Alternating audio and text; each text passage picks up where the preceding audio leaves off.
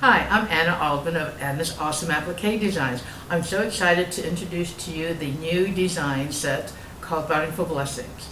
These are based on American Indian pottery bowls designed by Betty Ann Steniford out of Albuquerque, New Mexico. She asked me to digitize these for her, and I've done that. I've made them in 2 different sizes, and I'm excited to present all the little details about those. Here are the 4 different Bountiful Blessings patterns. As you can see, each of them is going to have its own thumb drive with its own little charm. They will have 3 bowls per pattern. They will have 2 different sizes, 8-inch wide and 9.5-inch wide. There will also be cut files for those of you that like to use your cutting machines for the applique shapes. Also, as I'm going to talk in a few minutes more, there are several different border options that you can do with these. So here's a great way to get started. You can pick out whichever one you like. I've divided them up into 4 patterns because some people would like to have 1 or 2 to start with and then can build up their inventory later on.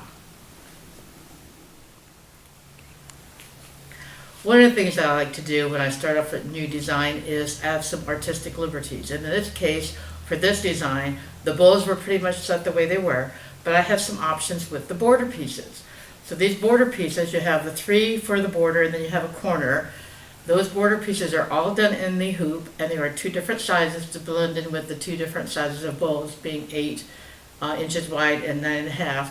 These border pieces are designed to fit those sizes. So in this case, I used Betty's original layout and completely bordered the block with her design. And this is shown in pattern number 1. For pattern number 2, I decided, well, let me just do the corners and leave the border blank, and then my long arm quilter added some beautiful feathers to that design. For pattern number 3, I said, well, let's go ahead and do just the border pieces and leave the corners empty.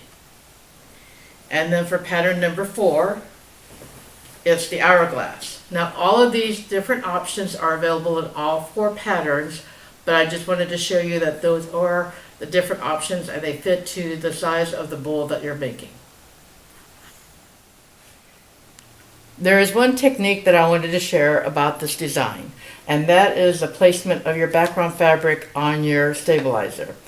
If you're going to do the technique where there's 2 different fabrics for your background, and it describes to you exactly how to sew that together, you're going to want to make sure that you've got the alignment of that intersection of that line of the 2 different fabrics in the right place as it relates to your design. And in my designs, I added crosshairs to do that, and I typically use sticky stabilizer to do that.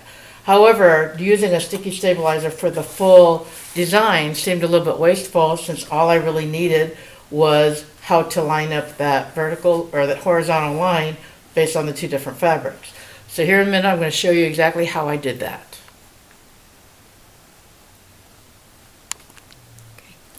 First thing you're going to do is load up your design and make sure that your center of your needle is in the center of the crosshair on the screen. So again, I'm lining up that horizontal crease or that horizontal place between the 2 different fabrics on 3 crosshairs. And the first one that I'm interested in is the center one. And you can see right now the needle position is right dead center in that center of the crosshair.